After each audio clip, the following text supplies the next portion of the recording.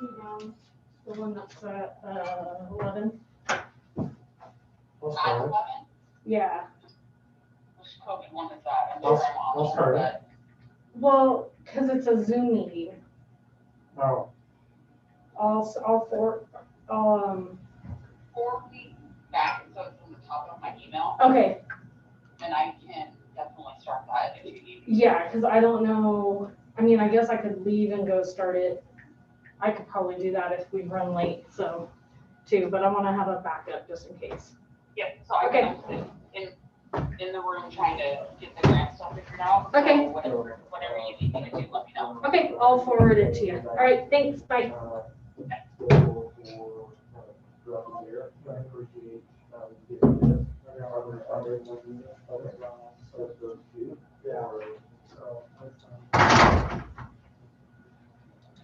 Sign in. Use my mobile hotspot. So we're not recording. So can I just start the video in case somebody wants to see that we're here? Right. Was that your laptop? Why don't you have internet built into it? I don't know. It won't connect to the internet in here for some reason. No, built in like your part, like Verizon. Oh. I just use my mobile hotspot.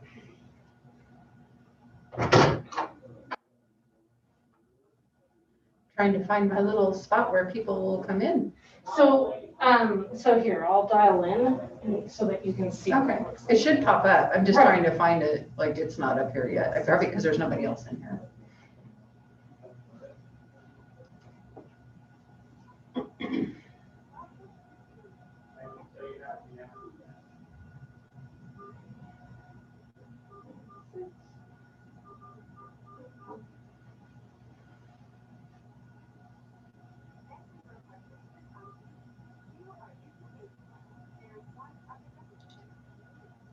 There we go. I just had to click on Yeah. participants. So that's my number. That's you. Yeah. Okay. Do you want to get out? Yeah, I'll just hang up. So we know that works. So YouTube is up. Yay.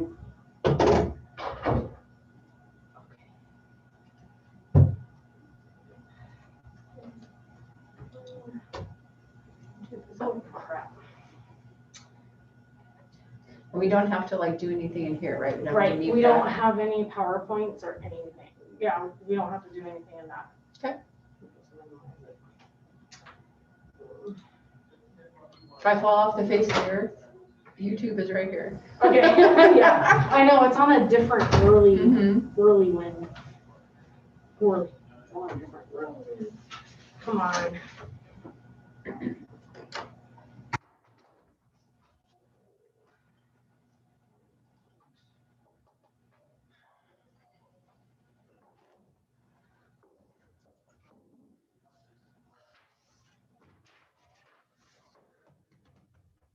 Hey.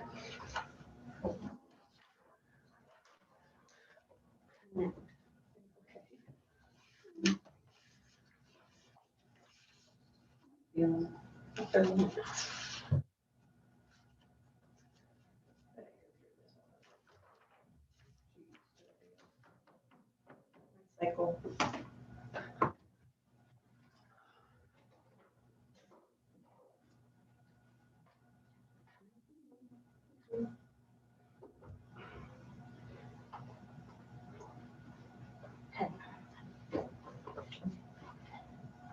Batteries.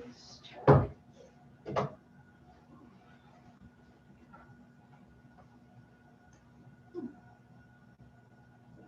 was thinking like last night. Aren't you supposed to be? Talk to before somebody takes action. Only if it's below standard. Only below.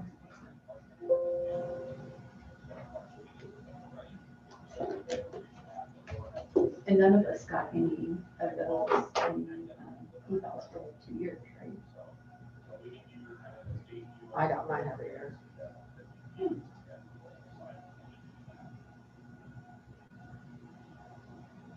The last one, big had for me is 2018.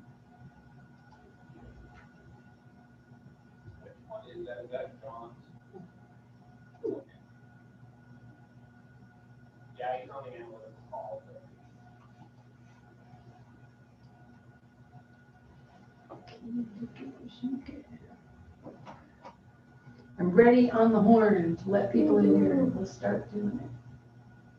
This is hard to look at from here. I know.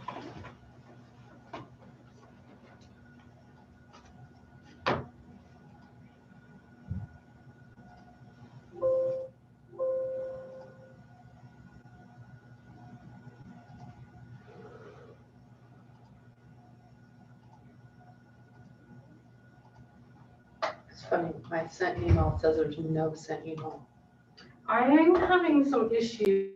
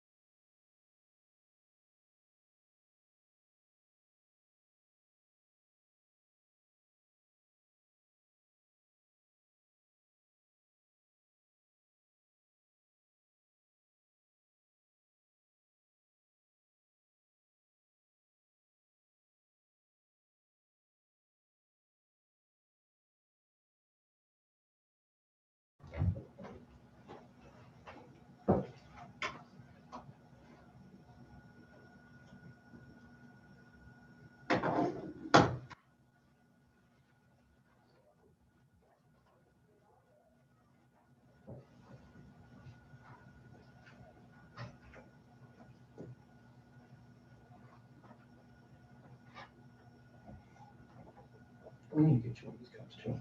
I was just saying, oh my God. I'd love to, but my dog said no.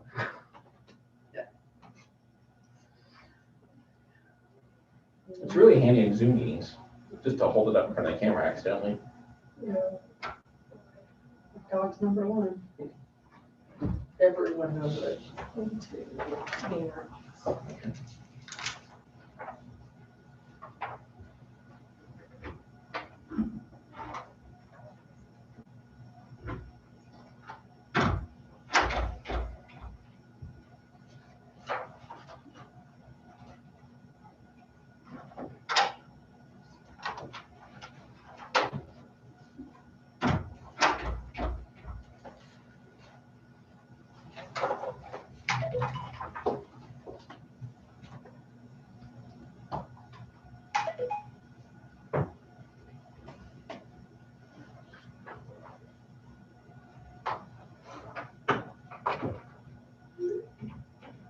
Anybody else need the meeting?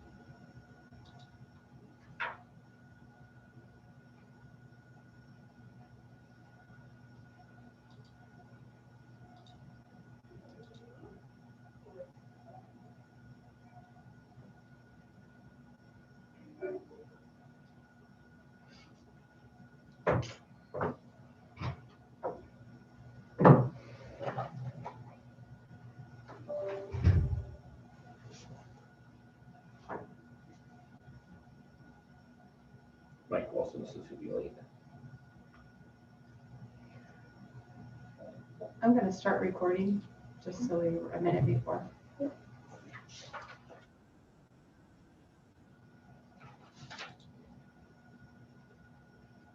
Far we've come, about 2 months. On YouTube, we're recording. You did the cool presentation with the PDA folks. Here, in this century now. Just in time for it to work. I can't wait for it to go back.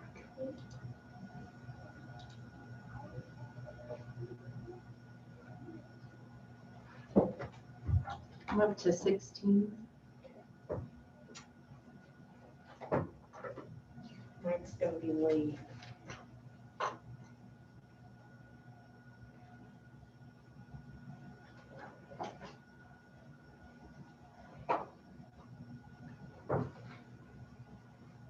Wait till the governor clock says 9.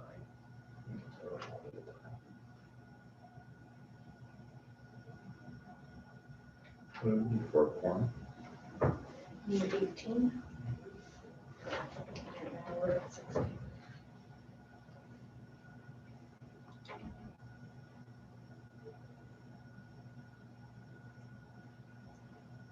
Dave just redialed. He's not in there.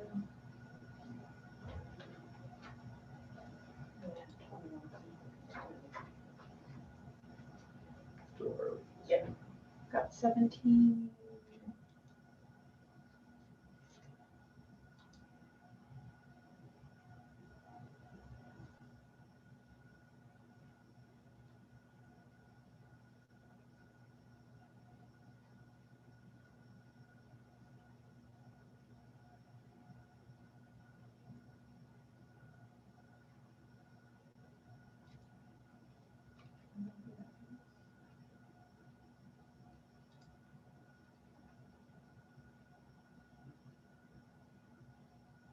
And we're going to start. We'll see how it goes. You good, Karen? Yes, sir. Okay, good morning, everyone. This is March 23rd, 2021 at 9:02 a.m. Calling the Nevada Resilience Advisory Committee to order. We'll move to item number 1, the call to order and the roll call. And I'll ask the secretary to take the roll for us. Dave Fulgerson, Present? Billy Samuels, Present. Andy Ancho, Present. Roy Anderson, Travis Anderson, Present. Noah Boyer, Present. Elizabeth Breeden, James Chrisley, Present. Jason Danon, Here. Cassandra Darho, Bob Denhart, Greg Dupolo,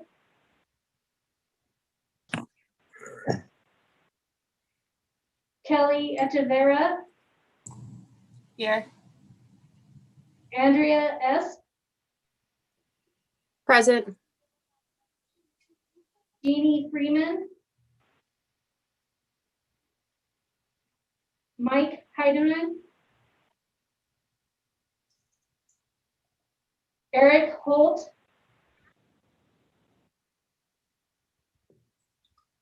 David Hunka, Here. Jeremy Hines, Here. Graham Kent, Marianne LaFoon, Good morning. Chris Lake, Here. Carolyn Levering, Here. Ryan Miller, Tennille Pereira, Here. Matthew Peterson, Present. Sean Rawmeyer, Misty Robinson, Here. Rachel Skidmore,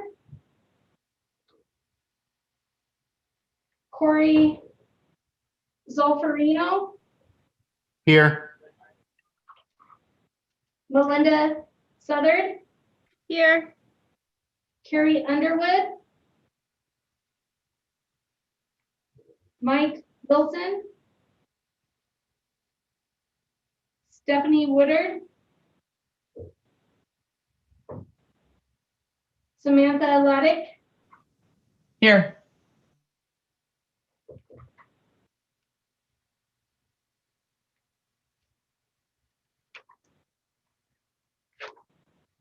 you have quorum. Can you do the non-voting members? Okay, and I'll do the non-voting members. Bunny Bishop, Present. Rebecca Lanier, Kate Callahan, Felix Castanolga, sorry, Yeah, I'm here.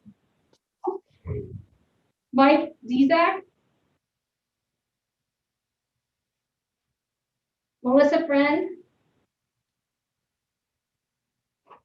Cheryl Gonzalez,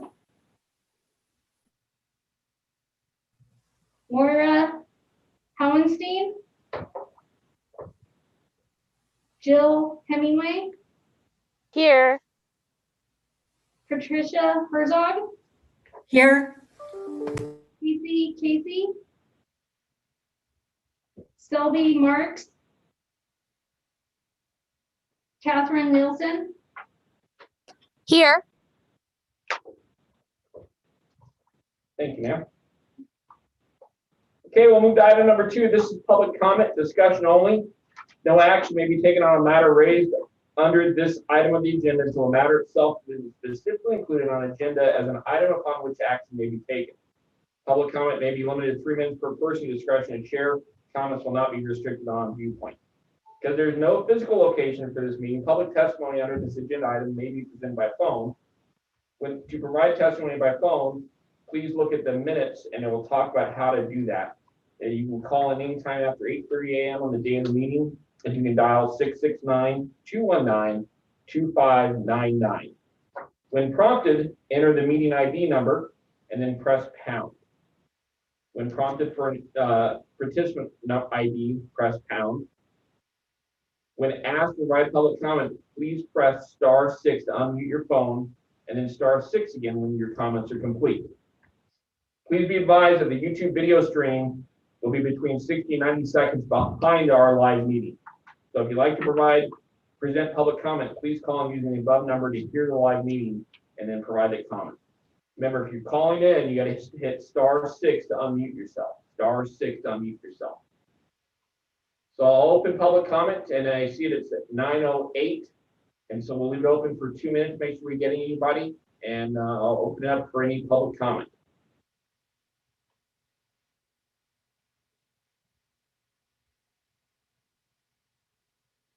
And if you're watching us on the YouTube, you get to hit *6 to unmute your phones to provide your public comment. If you're in Zoom, you just have to unmute yourself and you can provide your public comment.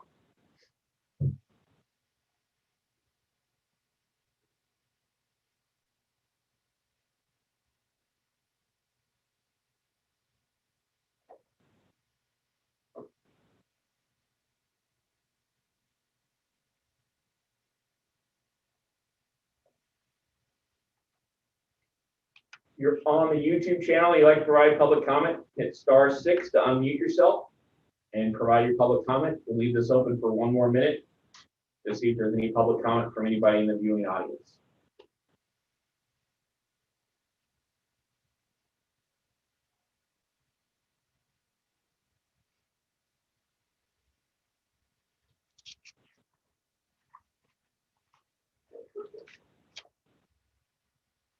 And if you're on YouTube, press *6 to unmute yourself. And we'll take your public comment, or if I'll take any public comment from people on Zoom.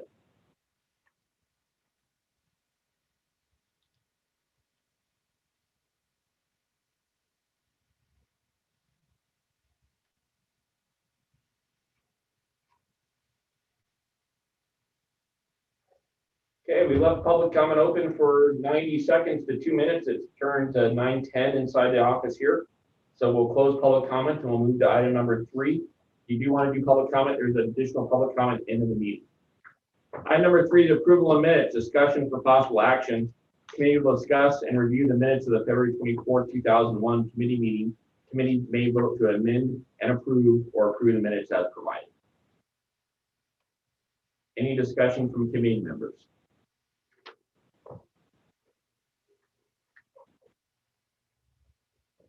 Be your chance to talk.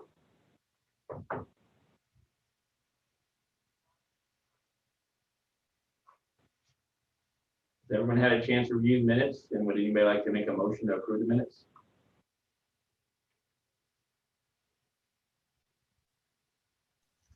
This is Misty Robinson for the record. I move to approve the minutes. Okay, first from Misty, second from anybody else? This is Andrea Asp. I second to approve the minutes. First from Misty, second from Andrea Asp to approve the minutes. Any discussion? Hearing no discussion, all in favor say aye. Aye. Aye. Aye. Aye. Any opposed, say nay. Okay, motion carries. We'll go to item number 4. This is emergency management performance grant application. This is discussion only from Kelly Anderson with DM. Ms. Anderson will discuss the upcoming EMPG application period, including timeline and events for local government partners to apply for EMPG funding. Kelly. Good morning. Kelly Anderson for the record. The EMPG application was released last week, along with the allocations to the local jurisdictions. It was released via Zoom grants. We did receive the notice of funding opportunity on February 25th at the state level, and also the jurisdiction should have received that via email. Then on March 4th, we had our first meeting with FEMA, and they spelled out the no-vote changes, work plan expectations, and we are working on outcome-oriented performance goals to include project development with planning, training, exercise, and then also ensuring that the integrated preparedness plan is folded into that. So EMPG this year has quite a few deadlines for us internally.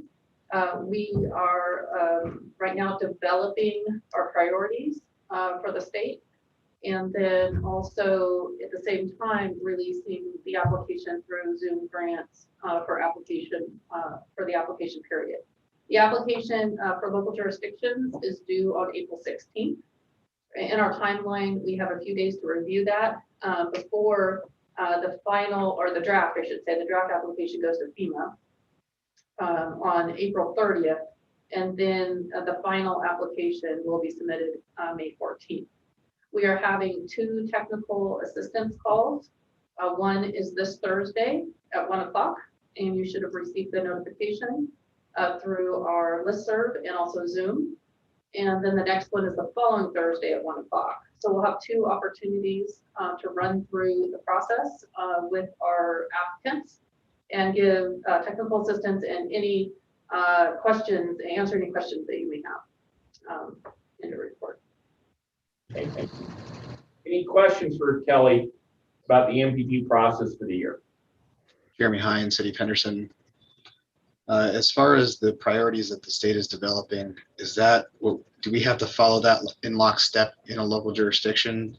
I know that there's been talk in the past that FEMA has kind of dictated some of these priorities, or have wanted to dictate some of these priorities that the local jurisdictions will have to follow. So I just want to clarify for this 21 grant that is not the case. Jeremy, this is Kelly. For the record, thank you for the question. In the Zoom application, it is required for you to pick one priority out of the 3 that we've listed. So you have created the priorities? Because I thought you had said that you were still developing the priorities on the state level. So the state level priorities for 2021 are being developed now, but the priorities that were developed in 2020 are the ones that are in Zoom for the local jurisdictions to choose from. I believe it's housing, disaster housing, logistics, distribution, and the third one. What? It's right there. I'll have to get back to you on the third one, Jeremy, but they are listed in the application as a requirement to choose one from 2020 for the local jurisdictions 2021 application. Copy. So we're just following the previous year's strategy. Yes. Copy. Thank you. Thank you. The way that FEMA is kind of pushing us to do it, the local jurisdiction will be 1 year behind what the state does. That way we can look at the THIRA, the state stakeholder preparedness report, and then the regional administrator gets to pick some regional priorities that they would like to put into us, and then we can negotiate back and forth. But the time frame doesn't work out well to wait for us to do that and give it to you, because it would be a very short term for you. So you guys would be 1 year behind us and always working towards that route. The third one's energy. The third one is Energy reduction. Any additional questions for Kelly on the MPG, or any of us on the MPG process this year?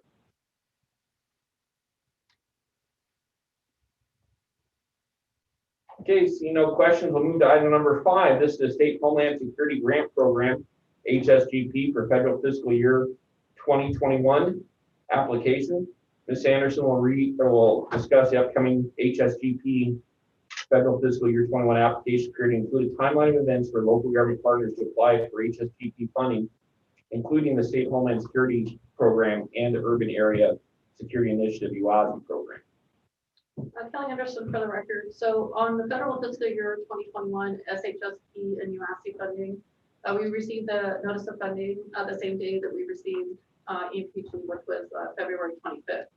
We were notified that the SHSP received $4,602,500.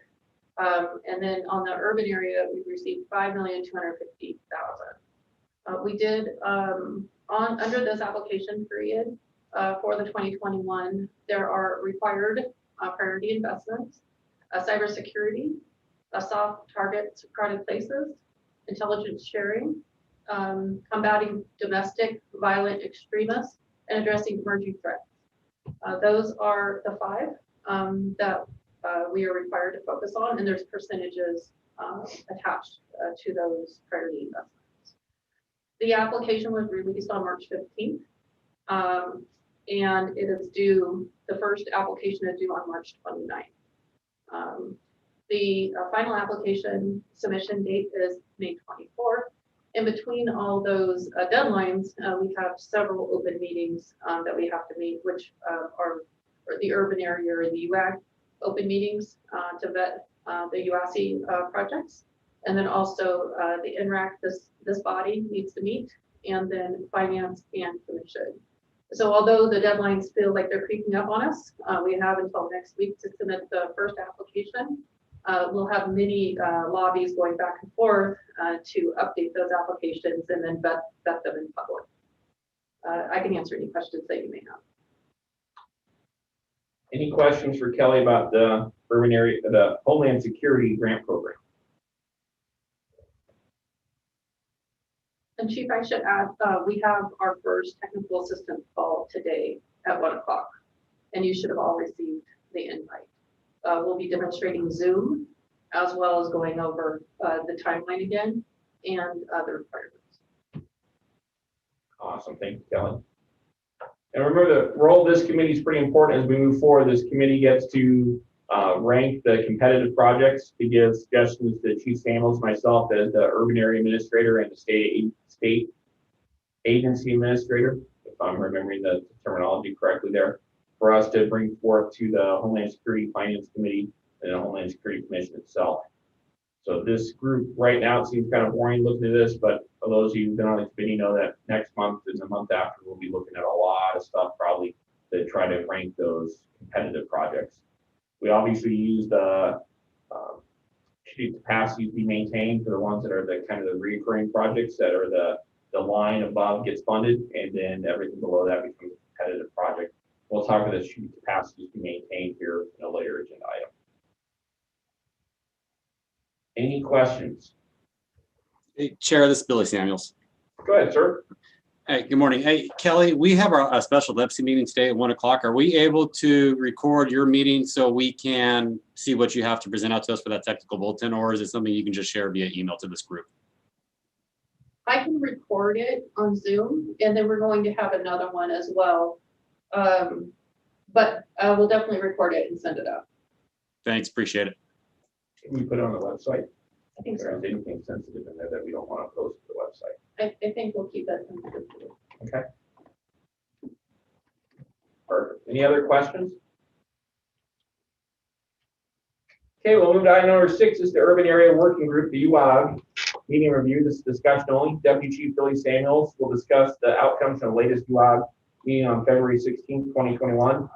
Outcomes include approval of the project change request, discussion on use of UASI funding, information on the meeting schedule. Chief Samuels. Good morning, Billy Samuels for the record. We had 2 project changes last time. They were both for Las Vegas Metropolitan Police Department. The first one was their Fusion Center, and their second one was for the Russell Corridor Camera Project. Both of them were approved unanimously by the group. Then we want to talk about the UASI real quick. The first major change, I think Kelly has alluded to this, is that they have taken away that competitive piece, and that the second change that they are now ranking the UOSI 1 to 30 instead of 1 to 77. And that's kind of the main ideas on that. Our next scheduled UI meeting is May 11th at 11 o'clock, and it'll be virtual, it'll be a life size. And as I just mentioned to Kelly, we do have a special LIVESTREAM meeting today, trying to meet that March 29th deadline. We wanted to make sure that we were able to get all the communication to our LIVESTREAM and UOSI members today. And that's all I have, unless there's some questions regarding any of that, either from Kelly, the chair, or from anyone else on this call. Thank you, Chief. Any questions for Chief Samuels?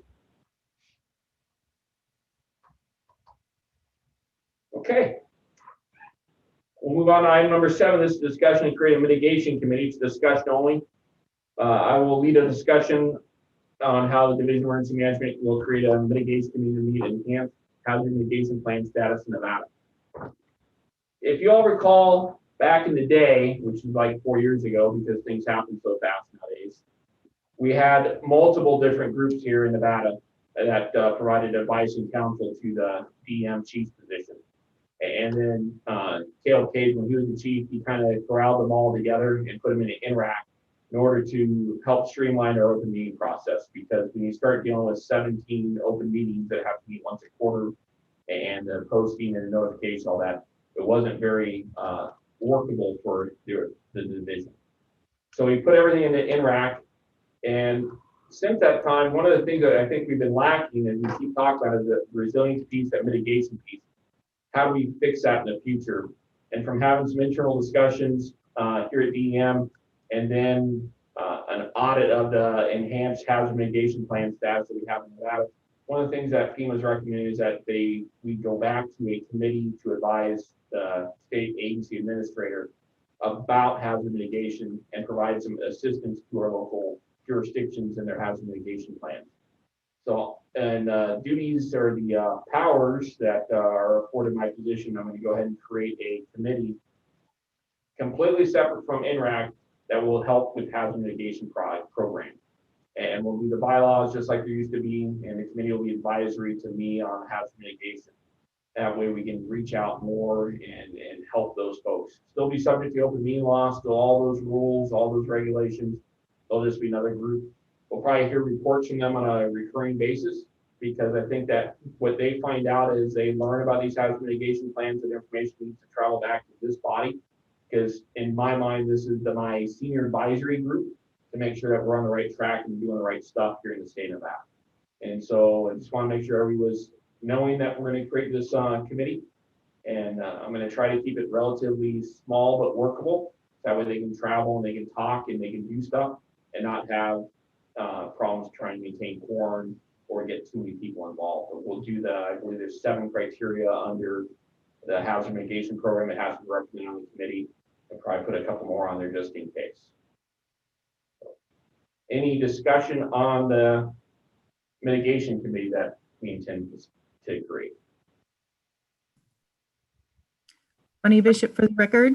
I just want to say that I support the creation of a mitigation committee, because mitigation, it's a big lift, and it takes a lot of hands and a lot of cooperating agencies to really address the needs of mitigation. And I think it's important towards keeping our enhanced status for Nevada. Absolutely. And it's one of the holes we have at DEM. We only have one single employee that's trying to do all the mitigation work for herself, and that's Nell. And so it's something that we need to not only do this committee, but then also look at the future. How do we increase our recovery section, and how do we increase our mitigation section? That way we can actually do some things to prevent disasters from being so bad. So thank you for that comment, Bonnie. Chief Overson, Jeremy Hines. Go ahead, sir. Is this going to be a subcommittee under the NRAC, or is it going to be a separate committee? Be a separate committee. A subcommittee under NRAC that only lasts for 6 months, and we report back to this body. And then you would have to take the advisory to give to me. So I'm going to create a second committee that reports directly back to me, rather than having to go through that bureaucratic process. And will that committee be that traveling committee that meets northern, central, and southern Nevada? As soon as COVID's over and we can go back on the road, that's would be my encouragement to that committee, so that way they can go to places that need to be seen, as long as we're meeting the open meeting law. at all times with that group. So yes. Copy, thanks. Thank you. Any other questions, comments, concerns about the mitigation?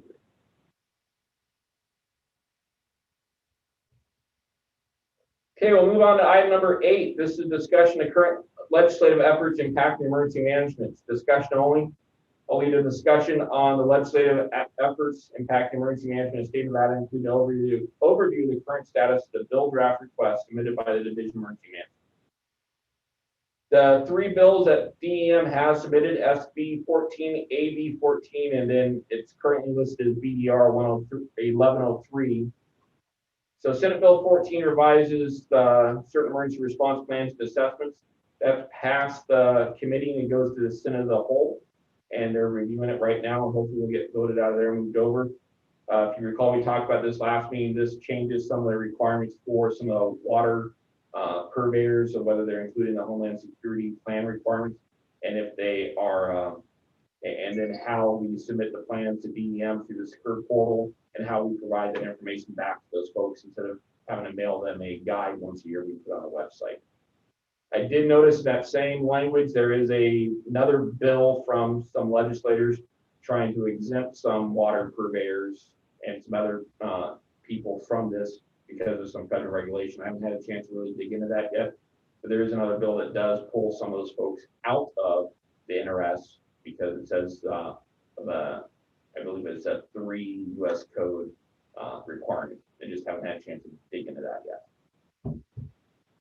AB 14 has passed the committee is at the Assembly of the Whole, and this is the one that changed our meeting schedules. That way we don't have to meet once a month with this committee, but we meet once a quarter or at call the chair. That way we don't have to have recurring meetings, but we have meetings when we need them, and we have meetings that have value to us. It also adjusts SDICC to an annual meeting, the State Disaster Identification Coordinating Committee, to a once a year meeting or at call the chair. Recall that one hasn't met before COVID. It had never met. And during COVID, we've actually had a couple of meetings of that group. It's an interesting group because they don't have to follow the open meeting law because of some of the topics of discussion that they do have at that meeting. And then it also adjusts Nevada Tribal Emergency Coordination Council to meet once a quarter instead of once every 3 months, just to maintain the same language as their other states.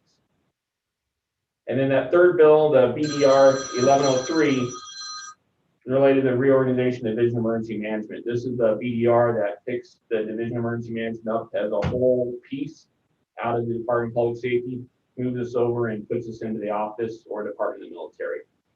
Depending upon who you talk to, some people call it the Office of the Military, other people call it the Department of the Military. It truly is a department, but you'll hear us interchange those terms because they're interchangeable from the current language that most people use. DM structure remains the same. The chief's position reports to the TAG, who is the department director, just as right now the chief's position reports to the DPS director. So those are the 3 bills that DM has out there. Does anybody else have any legislation? And in your packets, we did include the weekly handout that we send to the listserv that we're following these bills. That way everyone can stay abreast of what's going on in the emergency management world. Does anybody have any questions, comments, concerns, or any other items that we should talk about for upcoming legislation?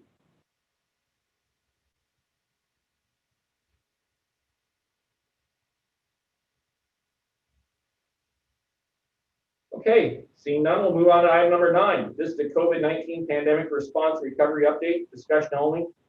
By John Backendall. Mr. Backendall will update NRAC members on the current status of DM's response to COVID-19, including coordination and resource allocation and efforts taken to support local government response. John? Morning, everybody. John Backendall for the record. So we're on a couple of big mission assignments at this point. Number 1 is the coordination of 2 mobile vaccine units, MVUs is what we're calling them. We made a request approximately 10 days ago from FEMA for 2 of them. We were initially told we might be splitting 1, as only 2 are coming to the region, and more than likely California would get the other 1.5. So we submitted our plans for 2, and we were awarded both. So we have coordinated with our PHP and immunization program partners to develop planning maps for a northern route and a southern route. We're expecting drop shipment next week sometime. to where both packages will be delivered to Southern Nevada, and then we will distribute them throughout the states to start their routes to help with the equity of vaccines in both tribal and rural counties. So it's going to allow us to get more vaccines in ours in smaller, hard to get populations. So we do have all that information available if anybody has interest in that. Again, coordination with our health team to make sure that this is a unified effort. So we are also coordinating a warehouse transition plan as approved by General Berry in the governor's office to allow us to extend our warehouse in Northern Nevada lease program for approximately 6 to 12 months while we try to downsize the amount of PPE here in Northern Nevada, as well as purchase a permanent warehouse in Southern Nevada.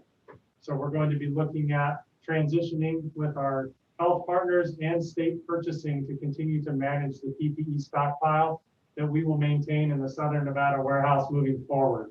We currently have a 120-day stockpile. We're looking to downsize that to a 60-day stock and maintain that through the next pandemic, epidemic, or whatever need might call on PPE statewide. We're going to work with the federal government, state purchasing, and the local governments to manage that inventory. So the feds are working on a plan to purchase large quantities and have regional-based warehouses across the country by FEMA region. And then the states would be able to allocate PPE from them at much lower costs than normal purchasing plans. And then we would be able to continue to rotate that stock down through local governments to facilitate really good prices on PPE, as well as mandating a stock of inventory that is not expired through the warehouse processing.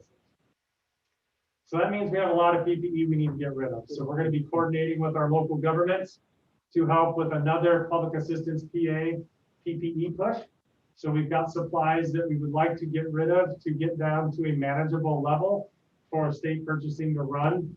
And this includes everything from different types of masks, including N95, all sizes of nitrile gloves, pappers, face shields, gowns, the typical PPE stuff that we've offered through this entire process. So we're going to look to continue to support the local governments with that, along with our health partners, to make sure that people are getting what they need to continue with both the testing and vaccine efforts across Nevada. I know a lot of people aren't testing now, but just so everybody is aware, we have over 2 million viral transport medium and over 2 million swabs in our warehouse capability to, again, manage multiple different types of swabbing capabilities, as well as should there be another rise in the current one, which is COVID. So we have lots of supplies in the warehouse. We're going to be looking to downsize those over the next couple months and have a steady transition to both our state health partners, the Division of Public and Behavioral Health, as well as state purchasing to continue to run the warehouse operations as we move forward. We do have several mobile hospitals stationed throughout the state currently. So we're going to look at assisting the Division of Public and Behavioral Health by housing the ones in Southern Nevada, maintaining them there at the Southern Nevada warehouse that will be purchased. And then the Northern Nevada ones, they will continue to manage and maintain as they do up here. So the warehouse will have access to our health partners, to the Division of Emergency Management partners, as well as state purchasing being the coordinator and the facilitator of that warehouse moving forward. And we expect that transition to be in about 12 months to have a complete transfer of control of all supplies as well as management of the supplies moving forward in that time frame. That's all I have. So if anybody has any questions. Thank you, John. Any questions for John?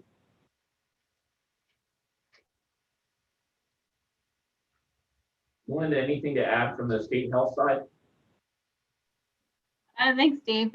So just really appreciate the partnership with DEM and immunization and the community health nurses on this venture, as well as FEMA and all of our partners. And just looking forward to continuing to edit out the staffing plan for the units. And I think that we should be able to reach a good majority of our harder to reach populations with these units. So just really grateful for the support and expertise. Thanks. Awesome, thank you.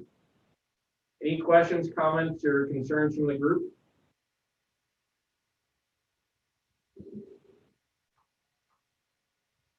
Hearing none, we'll move on to item number 10. This is recommendation on the development of strategic capacities being maintained for the federal fiscal year 2021 Homeland Security Grant Program. The committee will review the strategic capacity to be maintained for 2021 as approved during the December 23rd, 2020 Nevada Commission on Homeland Security meeting, and recently revised by the Nevada Commission on Homeland Security Committee on Finance. The committee may vote to approve or amend these strategic capacities for the year and push forth a recommendation to the Nevada Commission on Homeland Security, the state administrative agent, and the urban area administrator for review and approval for use in the process. So this was sent out this morning because we did forget to send it out with the meeting packet. So everyone received this morning. The same capacities that we looked at last month and the month before. The only difference is that the Committee on Finance, we had some discussion once the Homeland Security grant guidance came out.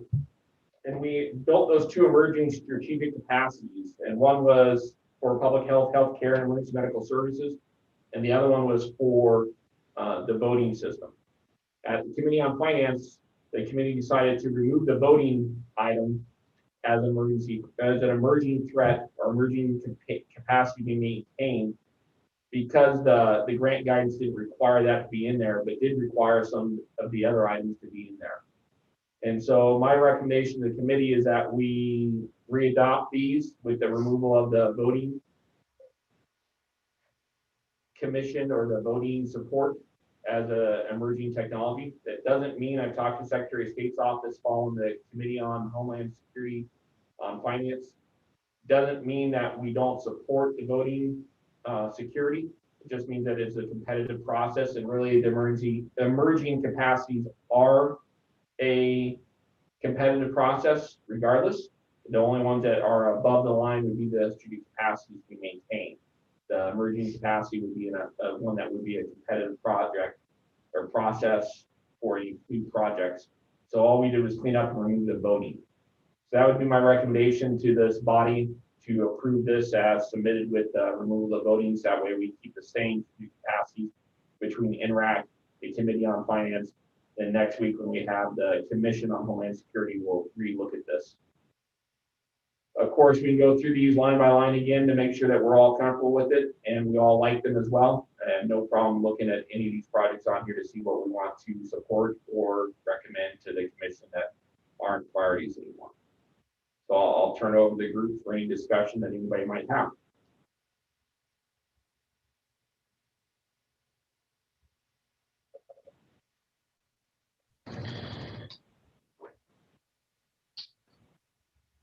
Sound like somebody unmuted there for a second.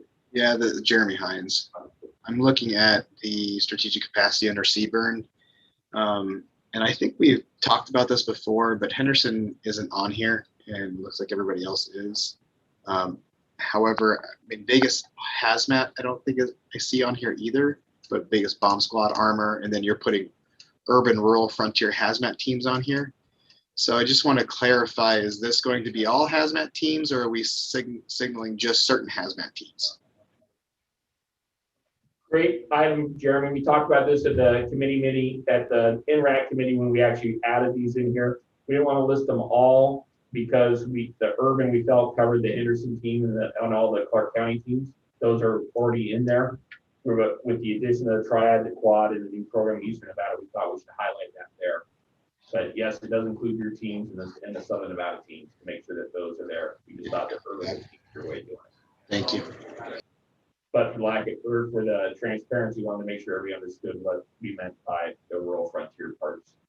That way we don't have a Churchill County team, Douglas County team, Elko County team, Humboldt County team. Any other discussion?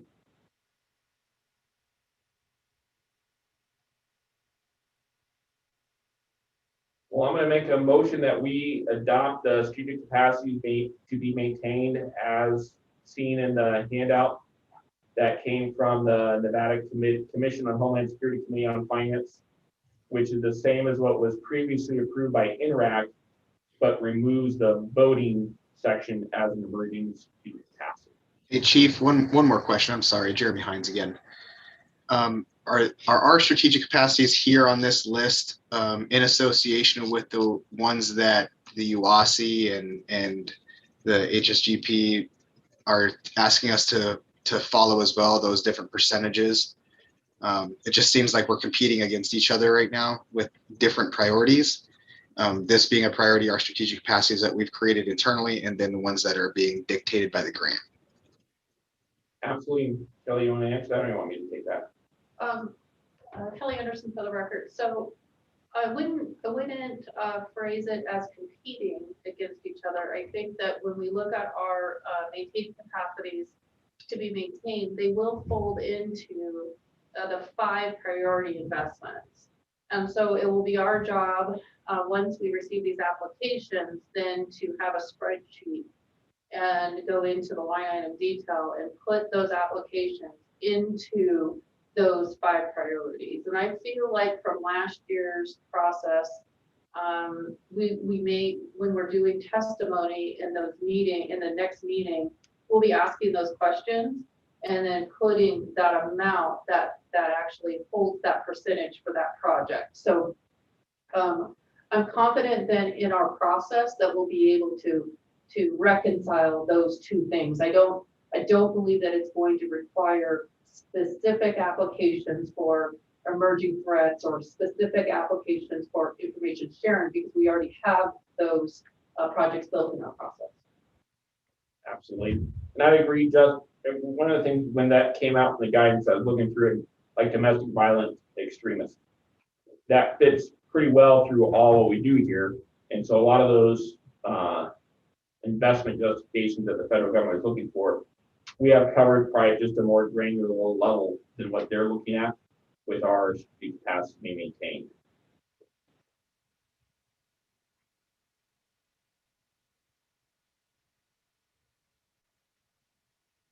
Any other questions from the committee? Hey Dave, this is Melinda Southard for the record. I just had a question on the emerging strategic capacities. At the very bottom, we have a new one for public health, healthcare, and EMS. And I was just wondering, what are we looking for there with programs and core capabilities?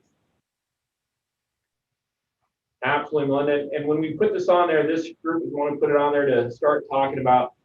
We know that when we start looking at terrorism events, we got to worry about the public health, healthcare, and EMS side of it as well. Obviously, we want to make sure we're funding our fusion centers and we're funding the key parts of what we need to fund in order to reduce the threat of terrorism from ever occurring. But we also have to look at the response to terrorism, just like the hazmat teams and everything else. And so this group put that on there. That way we can start looking in the future, what do we need to improve in this area?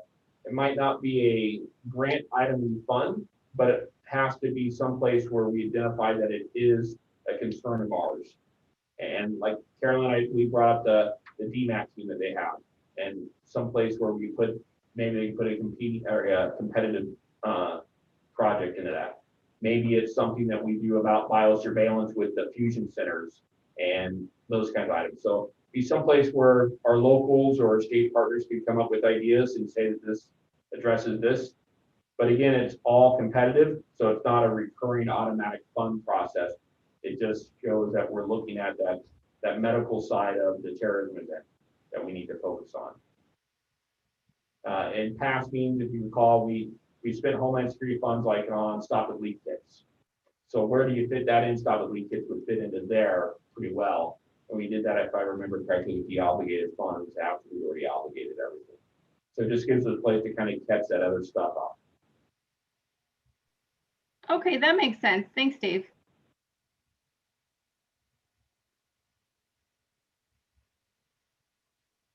Any other questions?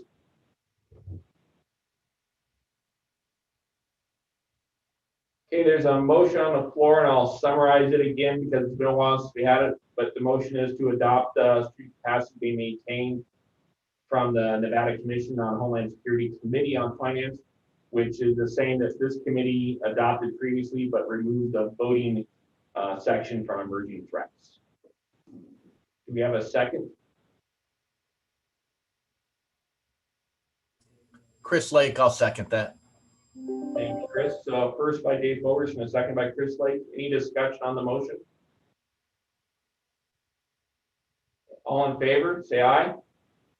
Aye. Aye. Aye. Any opposed, say nay.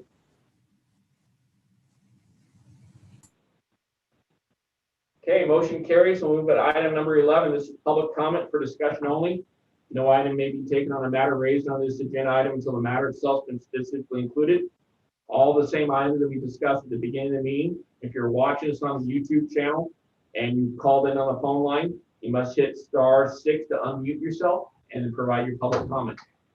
Because YouTube is 60-90 seconds behind this live meeting, we will leave it open for 2 minutes to make sure that we provide that public comment period in the closing of the meeting. So any public comment from anybody on Zoom while we're waiting for the YouTube to catch up, and I'm looking at the clock right now, it's 9:47, so we'll leave this open till 9:49, and we'll take any public comment.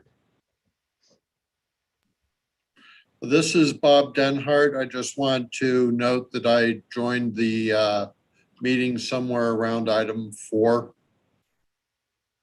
Thank you, Bob. Appreciate that. Any other public comment?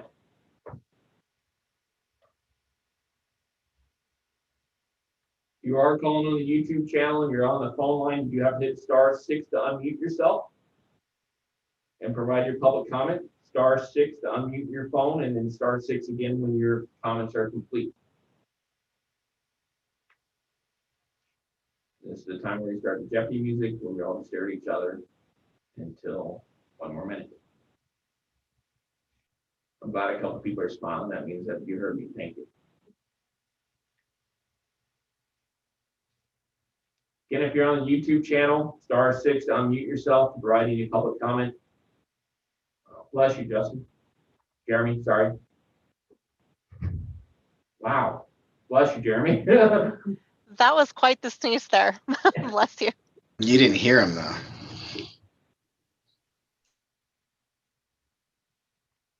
Okay, any public comment? If you're on the YouTube channel, *6 to unmute yourself. We'll let this open just for another few seconds till we hit 9:49. We're almost there.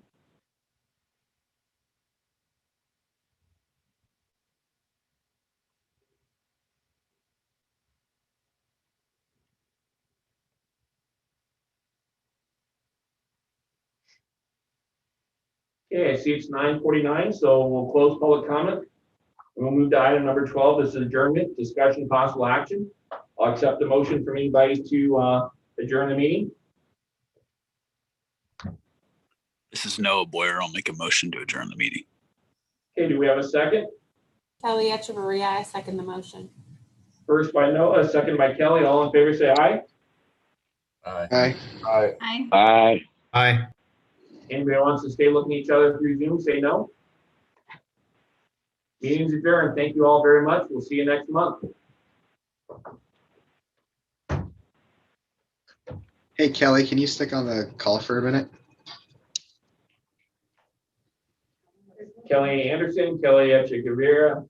Yeah, Kelly Anderson.